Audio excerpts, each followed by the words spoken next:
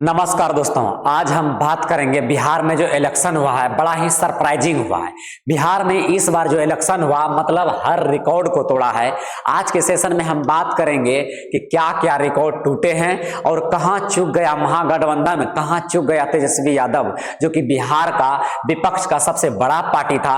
लेकिन आज बिहार में वो मतलब ऐसा हार हुआ है जो कि उनका पूर्वज भी ऐसे हार को कभी स्वीकार नहीं कर सकते हैं। लेकिन जरा सोचिए कि बिहार में इतना सरप्राइजिंग क्या हुआ है, तो हम एक एक करके बात करेंगे। तो बिहार में किस प्रकार से जो है महागठबंधन एक तरह से समझिए कि उसका पतन ही हो गया है।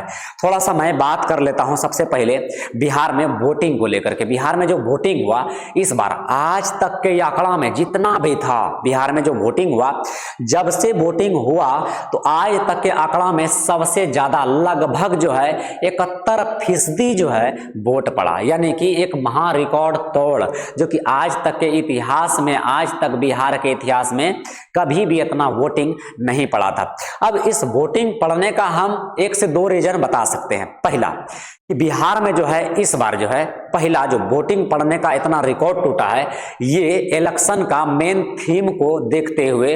और इलेक्शन का मेन थीम को कब रखा गया, तो इलेक्शन का मेन थीम को रखा गया भाई जो है कि छठ पूजा के आसपास में। आप सभी को पता है कि छठ पूजा एक बिहार का बहुत बड़ा महापर्व, इसको बहुत बड़ा उत्सव के रूप में मनाया जाता है।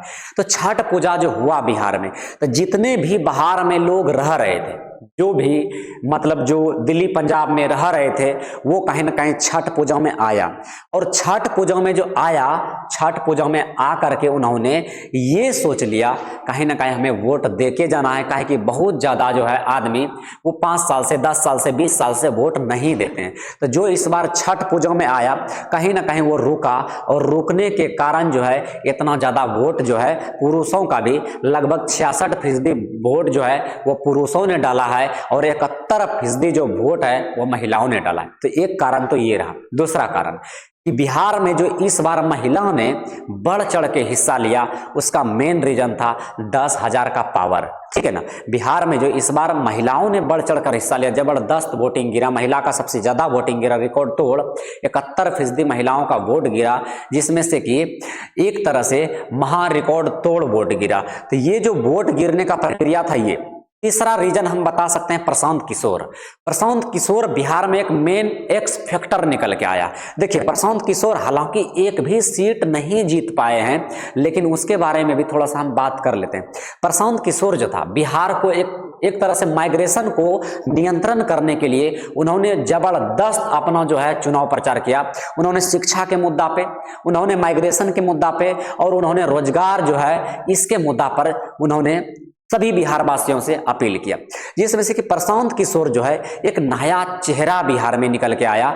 तो जो भी मजदूरों के हक में बात करते थे, तो वो मजदूर क्या हुआ कि प्रशांत किशोर को एक तरह से वोट करने के लिए बाहर से आए। यानी कि जो भी यूथ था वो बाहर से जितने भी मजदूर था वो प्रशांत किशोर को वोट करने के लिए यहाँ पर आए। लेकिन जब वो यहाँ पर आए तो प्रशांत किशोर का जो है लहर जो था वह समाप्त हो चुका था, और लहर समाप्त होने का मेन जो मतलब खिलाड़ी है वह स्वयं प्रशांत किशोर है। उनके कई गलतियों की वजह से जो है ये ऐसा हुआ है जो उसका लहर समाप्त हो गया। बहुत सारे उन्होंने कैंडिडेट को गलत जो है एक गलत गतिविधि से उन्होंने एक तरह से टिकट दिया। दूसरा कि वो कैंडिडेट के भरोसा पर रह गया। यानी कि कैंडिडेट देखिए, जब किसी का समाज में पहचान नहीं है तो वो समाज किसी को कैसे चुन के लाएगा। प्रशांत किशोर ने गलती क्या किया कि वो एक नया पार्टी था, उसको लोग उतना जानता नहीं था, गांव में कस्बा में लोग उसको उतना जानता नहीं था, उसका पार्टी कोई बड़ा नहीं था। लेकिन यहां समझने वाला बात है, जो प्रशांत किशोर था उन्होंने टिकट बांटने में भी लेट किया। उसको टिकट जो है लगभग 4-5 महीना पहले दे देना चाहिए। इसका रीजन है कि 4-5 महीना पहले कहे दे देना चाहिए, इसलिए दे देना चाहिए 4-5 महीना पहले क्योंकि वो एक कोई मोदी जैसा फेस नहीं था। तो 4-5 महीना में कम से कम कैंडिडेट आते, घूमते और गांव समाज को समझते, लोगों से पहचान बनाते, लोगों के जरिए और भी उन आपका जो है कि प्रचार होने वाला था, जो उसका प्रचार करता।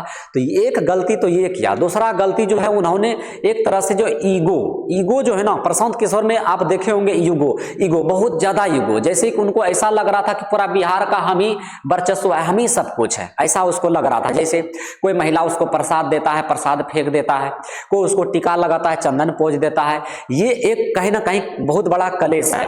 दूसरा वो मुसलमान का फैक्टर जो रहा बहुत बड़ा फैक्टर रहा। जैसे प्रशांत किशोर जाकर के मुसलमान परिवार में गए और मुसलमान परिवार में जाके टोपी पहने, नमाज पढ़े, वहां पर उनका जैसा भी धर्म था उनका उसके धर्म के अनुकूल चला। तो लोगों को लगा, जो हिंदू मेजोरिटी था, लोगों को लगा कि यहां पर जो है कि हम इस बहरूपिया को हम नहीं जिता सकते हैं। वो जो यूथ था उनको लगा कि कहीं न कहीं ये हमें धोखा दे रहा है। तो एक कारण ये था। और यहाँ पर देखिए, और मुसलमान उसको वोट भी नहीं किया है। वोट नहीं करने का कारण है कि मुसलमान किसको, कांग्रेस को वोट करता, मुसलमान आरजेडी को वोट करता, या फिर मुसलमान करता। तो इसलिए जो है प्रशांत किशोर को दरकिनार करते हुए ज्यादातर मुसलमानों ने इस बार जो है वो ओवैसी साहब को वोट किया है, जिस वजह से कि एक तरह से हम कह सकते हैं कि तेजस्वी यादव का भी इस प्रकार से हार हुआ है। काहे कि तेजस्वी यादव ने भी जिस प्रकार से वादा किया, खैर उनके मुद्दे पर हमें अभी आते हैं। तो प्रशांत किशोर एक एक्स फैक्टर रहा। तो जितना भी यूथ था वो अब बोला 2 ऑप्शन चुनेंगे। 2 ऑप्शन में से उसके पास एक बीजेपी या जेडीयू था और दूसरा ऑप्शन था उसके पास में आरजेडी। और आरजेडी को उन्होंने वोट नहीं किया। अब आरजेडी को उन्होंने वोट नहीं किया, इसका मेन रीजन हम बताते हैं। तेजस्वी यादव का हारने का कई कारण है। जैसे एक कारण में से है कि जिस प्रकार यूथ मतलब आया बाहर से, जो मजदूर आया, हम ज्यादा वोटिंग को लेकर के बता रहे हैं, जिस प्रकार से वो बाहर से आया तो उन्होंने देखा ये कि बिहार का स्थिति को देखा और बिहार में हो रहे राजनीति को देखा। अब यहां तेजस्वी यादव ने कई गलतियां क्या मतलब एक तो वो कई सीटों पर, यानी कि अपना जैसे कि कई उसका गठबंधन महागठबंधन से लड़ रहे थे, तो वो कई सीटों पर आमने सामने लड़ गए थे। आधा दर्जन से ज्यादा, मतलब हम कह सकते हैं 10 से 11 सीट शायद ऐसा है, हाँ 10 से 11 सीट ऐसा है जहां पर सब गठबंधन मिलके लड़ा। जैसे वीआईपी हो गया महागठबंधन में, जैसे कांग्रेस हो गया, आरजेडी हो गया, ये अपना अंतिम समय आते आते तक जो है इन्होंने अपना सीट का डिसाइड नहीं कर पाया, यानी कि एक तरह से अपना सीट का बंटवारा नहीं कर पाया। एक रीजन रहा। कहीं मान लीजिए 12 सीटों पर अगर लड़ा, एक साथ लड़ा, तो कहीं ना कहीं 12 सीट तो सभी का लॉस गया, उसमें फायदा बीजेपी या जेडीयू को मिल गया। तो एक गलतियां इन्होंने ये किया था। दूसरा गलती जो इन्होंने किया था, एक तरह से तेजस्वी यादव को एक तरह से ओवर कॉन्फिडेंस हो गया था। ऐसा लग रहा था कि इस बार यही मतलब पहले मुख्यमंत्री पद का घोषणा कर देना। जैसे कि वीआईपी का मुकेश साहनी है, मुकेश साहनी ने जो है कि सीट को बंटवारा को लेकर के उन्होंने अपना जो है कि रंग दिखा दिया, जैसे कि वो पहले उप मुख्यमंत्री का मतलब शपथ ले चुका है। तो ये ओवर कॉन्फिडेंस के कारण जो है कहीं ना कहीं एक तरह से ये जो है मेन कि तेजस्वी यादव का हार हुआ। दूसरा और यहाँ पर तीसरा कारण जो है, तीसरा कारण देखिए यहाँ पर जो है उनका जो है एक तरह से जिस प्रकार से तेजस्वी यादव को हराया गया है उसमें मेन भूमिका उसका सिंगर भी रहा है। ये जो है मतलब क्या कहें इसको, 2 टकिया सिंगर कहें, यानी झाड़ू छाप इसको कहें, क्या कहें पता नहीं। ये इतना भद्दा गाना, जैसे नोक के कट्टा के नोक पे उठा ले, ये सब गाना पता नहीं कैसे कैसे गाता है। आबे दे भैया के सत्ता में, ये सब, ये है आरजेडी के मालिया, ये सब गाना जो है कहीं ना कहीं एक तरह से लोगों को, देखिए आज सोशल मीडिया का जमाना है। सोशल मीडिया में क्या होता है, जैसे कि कुछ भी अगर आप करोगे तो उस प्रकार का चीज वायरल ज्यादा होता है और लोग उसको समझ जाता है। लोग आजकल जागरूक हो गया है, सोशल मीडिया डिजिटल इंडिया बन गया है, लोग आजकल जागरूक हो गया है। गाना सुने होंगे जहां मोदी जी ने भी जिक्र किया कि मारब सिक्सर के 6 गोली सीने मेरे, ये सब जिक्र किया उन्होंने। मोदी जी भी इस चीजों को अपने चुनाव प्रचार में यूज किया।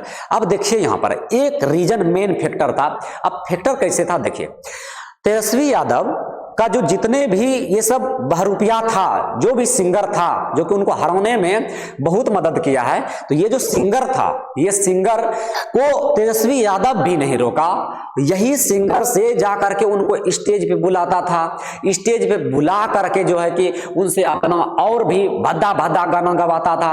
तो लोगों को एक तरह से ये ऐसा मन में बैठ गया कि कहीं ना कहीं ये जो है कि कोई एक जाति को बढ़त मिल रहा है और इन्हीं का फायदा फायदा मोदी जी ने उठाया, कैसे उठाया मैं बताता हूं। उसके बाद जो है तेजस्वी यादव का और भी एक फैक्टर रहा कि मुसलमानों के पक्ष में वो ज्यादा बात करते थे, जबकि आपको पता है कि मुसलमान जो है भारत में बिहार में मतलब 17% है, सबसे ज्यादा है, माना कि 17%। 17% को काउंट करने के लिए उन्होंने 83% को भूल गया। आप देखे होंगे, मोदी को भी देखे होंगे, योगी को भी देखे होंगे, ये जब मोदी को देखिए, कभी भी उन्होंने मुसलमानों का ना तो विरोध किया और कभी ना तो उनका मतलब सपोर्ट किया, वो न्यूट्रल रहा। वोट लेना है तो न्यूट्रल रहना पड़ता है। जब हमें कोई चीज के बारे में जानकारी ही नहीं है, राजनीति के बारे में हमें जानकारी ही नहीं है, तो हम काहे गलत बयान करेंगे। राम मंदिर पर गलत बयानबाजी कर देना, मुसलमानों का धार्मिक स्थल में जाकर टोपी पहन के नमाज पढ़ लेना, ये सब लोगों ने देखा और इन्हीं का फायदा मोदी जी कैसे उठाया मैं बताता हूं। देखिए, हरियाणा में हुआ चुनाव, हरियाणा में मेजोरिटी में कौन सा जाति है, तो आप बोलेंगे जाट है। तो वहां भी जाट जो जाति था, उस जातियों ने हरियाणा में जो बैकवर्ड जाति के थे, जितने भी थे, मतलब छोटे मोटे जात थे जो भी थे, उन पर अपना वर्चस्व स्थापित करना चाहा किसने, जाट मेजोरिटी ने। और उन्हीं को देखिए, अब वो जाट जाति का भय, यानी एक जाति अगर बहुल जाति पर हावी हो रहा है तो उनमें मोदी जी कैसे फायदा उठाया।